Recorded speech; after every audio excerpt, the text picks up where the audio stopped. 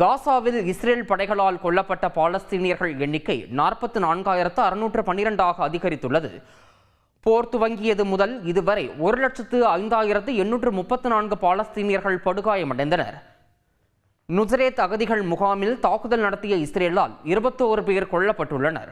மேலும் பலர் படுகாயமடைந்துள்ளனர். அதேபோல கமல் அத்வான் மருத்துவமனையில் நடத்தப்பட்ட இஸ்ரேலிய தாக்குதலில் 30க்கும் அதிகமானோர் கொல்லப்பட்டுள்ளனர்.